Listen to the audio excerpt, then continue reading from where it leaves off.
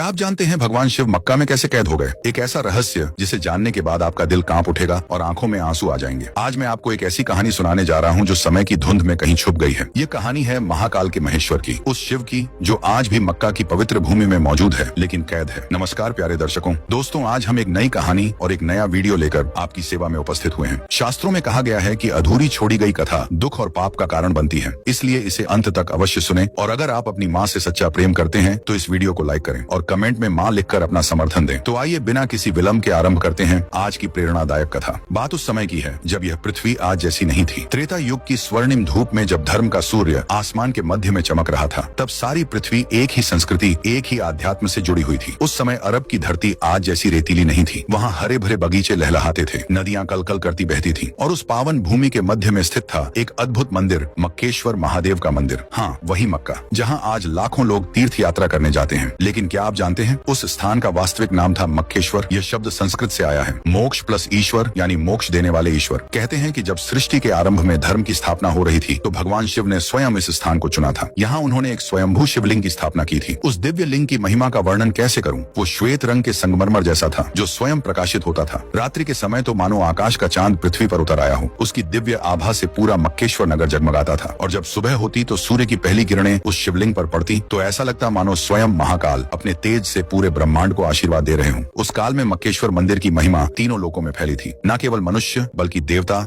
गंधर्व, किन्नर सभी यहाँ दर्शन करने आते थे। इंद्रदेव जब भी कोई महत्वपूर्ण निर्णय लेना होता तो पहले मक्केश्वर महादेव के सामने आकर प्रार्थना करते। ब्रह्मा जी भी जब सृष्टि की रचना में कोई संशय होता तो यही आकर महाकाल से मार्गदर्शन मांगते। और माता पार्वती, कैसे भूल सकता हूँ उस दिव्य दृश्य को। हर पूर्णिमा की रात्रि में आदि शक्ति स्वयं यहाँ आती। उनके चरणों की मधुर ध्वनि से पूरा मक्केश्वर नगर गूंज उठता। वो दृश्य देखने लायक था। चांदी जैसे उजले वस्त्र पहने, अपने माथे पर चंदन का तिलक लगाए, हाथों में रुद्राक्ष की माला लिए माता पार्वती शिव जी की परिक्रमा करती और तब पूरा मंदिर दिव्य संगीत से भर जाता। जी हाँ, उस समय अरब में रहने वाले लोग शिव भक्त थे। उनकी भाषा में भी संस्कृत के शब्द मिले हुए थे। वे अल्लाह कहते थे, जो अलख शब्द से बना था। अलख निरंजन यानी जो दिखाई ना दे। वे 5 समय की पूजा करते थे, सुबह सूर्योदय के समय, दोपहर में, शाम को सूर्यास्त के वक्त, रात में और आधी रात को। यह परंपरा आज भी कहीं ना कहीं दिखाई देती है।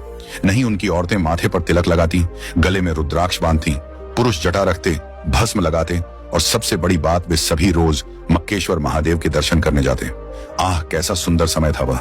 धर्म, अर्थ, काम, मोक्ष चारों पुरुषार्थ संतुलन में थे। कोई धर्म के नाम पर लड़ाई नहीं, कोई वैमनस्य नहीं। सभी एक ही परमात्मा की संतान थे और सभी उसी एक की उपासना करते थे। लेकिन समय का चक्र रुकता कहाँ है।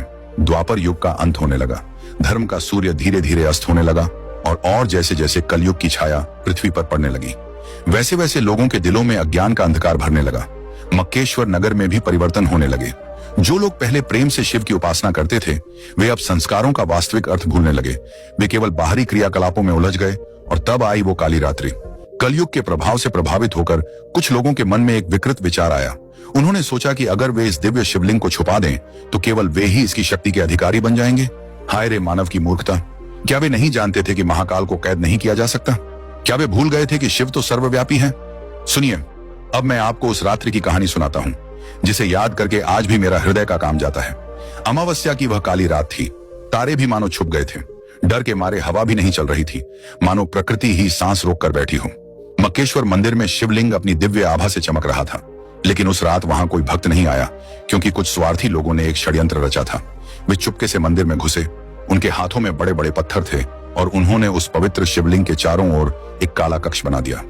जब पहला पत्थर शिवलिंग के सामने रखा गया तो पूरी पृथ्वी कांप उठी।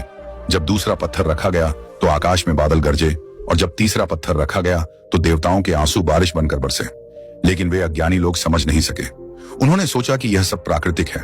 वे अपने काम में लगे रहे और अंत में जब उन्होंने शिवलिंग को पूरी तरह से छुपा दिया तो एक दिव्य आवाज आसमान से आई, हे मूर्खों, तुमने जो किया है उसका फल तुम्हें और तुम्हारी आने वाली पीढ़ियों को भुगतना पड़ेगा। मैं यहाँ से जा नहीं रहा बल्कि तुम ही मुझसे दूर हो गए हो। उस आवाज की गूंज से पूरा मक्केश्वर नगर हिल गया। लेकिन उन अंधे लोगों ने इसे भी नजरअंदाज कर दिया। उस रात्रि का दर्द कैसे बयान करूं? जब भगवान शिव को उनके ही भक्तों ने कैद कर दिया तो स्वयं महाकाल के आंसू बहे। वे आंसू पत्थरों पर गिरे और वे पत्थर काले हो गए। आज भी वह काला पत्थर वहां मौजूद है जो शिवजी के दर्द की निशानी है। महादेव का हृदय करुणा से भरा था। वे जानते थे कि यह सब कलयुग का प्रभाव है। उनके प्रिय भक्त अज्ञानवश यह कर रहे हैं, इसलिए उन्होंने श्राप नहीं दिया बल्कि दया दिखाई। उन्होंने सोचा, मैं यहाँ से चला जाऊं तो ये सभी अनाथ हो जाएंगे, चलो इनके साथ ही रहता हूं, जब समय आएगा तो यह स्वयं ही समझ जाएंगे। और इसीलिए भगवान शिव आज भी वहां मौजूद हैं, कैद नहीं बल्कि अपनी संतानों के लिए इंतजार कर रहे हैं। जब माता पार्वती को यह पता चला कि उनके प्राण प्रिय को कैद कर दिया गया है तो आदिशक्ति का हृदय टूट गया। वे रो रो कर कहने लगी, हे नाथ, आपने तो कहा था कि आपके भक्त आपसे प्रेम करते हैं, फिर यह क्या हुआ? क्यों छुपा दिया उन्होंने आपको? शिवजी ने बड़े धैर्य से कहा, हे गौरी, यह कलयुग का प्रभाव है। मेरे भक्त अज्ञानवश यह कर रहे हैं। मैं उनसे रूठूंगा नहीं बल्कि उनका इंतजार करूंगा। लेकिन माता पार्वती का दर्द कम नहीं हुआ। वे बोली, तो क्या अब मैं आपके दर्शन नहीं कर सकूंगी? महादेव ने मुस्कुराते हुए कहा, दर्शन तो तुम रोज करोगी प्रिय, लेकिन अब वह प्रकट रूप से नहीं बल्कि गुप्त रूप से होगा। जब भी कोई सच्चे मन से मेरा स्मरण करेगा तो मैं उसके सामने प्रकट हो जाऊंगा। और तब से माता पार्वती भी गुप्त रूप से वहां आती रही। आज भी जब कोई सच्चे दिल से वहां प्रार्थना करता है तो आदि शक्ति की उपस्थिति महसूस होती है। धीरे धीरे समय बीतता गया। जिन लोगों ने शिवलिंग को छुपाया था वे भी एक दिन इस संसार से चले गए। उनकी आने वाली पीढ़ियां भूल गईं कि वास्तव में वहां क्या छुपा है।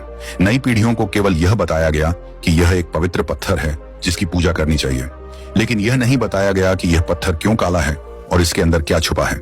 कलयुग के बढ़ते प्रभाव से लोग भूल गए कि यह स्थान मूल रूप से मक्केश्वर था। धीरे धीरे नाम बदलकर मक्का हो गया। संस्कृत के शब्द भूल गए और नई भाषा का जन्म हुआ। लेकिन कुछ बातें आज भी वैसी ही हैं। वहां जाने वाले लोग आज भी वैसे ही परिक्रमा करते हैं जैसे हजारों साल पहले शिव भक्त करते थे। वे आज भी उसी दिशा में प्रार्थना करते हैं। और सबसे बड़ी बात, जब वे उस काले पत्थर को छूते हैं तो उनके दिल में वही शांति मिलती है जो कभी शिव के दर्शन से मिलती थी। आज भी वहां ऐसे कई संकेत मिलते हैं जो बताते हैं कि यह स्थान वास्तव में शिव का है। वो काला पत्थर जिसे आज हजरे अस्वद कहते हैं, वो वास्तव में शिवजी के आंसुओं से काला हुआ था। और देखिए कि आज भी लोग उसे छूकर कैसी शांति महसूस करते हैं। वहां की परिक्रमा आज भी 7 बार की जाती है, ठीक वैसे ही जैसे शिव मंदिरों में की जाती है। क्या यह केवल संयोग है? और जब लोग वहां इकट्ठे होकर प्रार्थना करते हैं तो उनकी आवाज ऐसी गूंजती है मानो वे ओम का जाप कर रहे हों।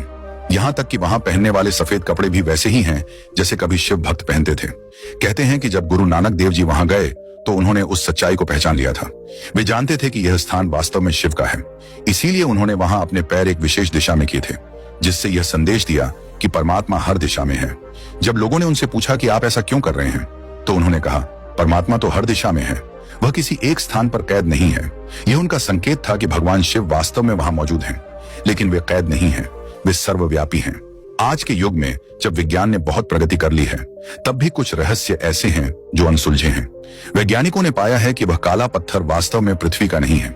यह कहीं और से आया है, लेकिन यह कहीं और नहीं। यह तो उस समय का है जब देवता पृथ्वी पर विचरण करते थे। और जब उस पत्थर की जांच की गई तो पाया गया कि इसमें कुछ ऐसे तत्व हैं जो सामान्यतः पृथ्वी पर नहीं मिलते। यह भगवान शिव की दिव्यता का प्रमाण है। वह पत्थर उनके आंसुओं से बना है, इसलिए उसमें दिव्य शक्ति है। शास्त्रों में लिखा है कि एक दिन सच्चाई सामने आएगी। जब कलयुग का अंत होने लगेगा तो भगवान शिव फिर से प्रकट होंगे। उस दिन वो काला आवरण हट जाएगा और पूरी दुनिया देखेगी कि वहां वास्तव में मक्केश्वर महादेव का शिवलिंग है। और तब सभी धर्मों के लोग समझेंगे कि वे सभी उसी एक परमात्मा की पूजा कर रहे थे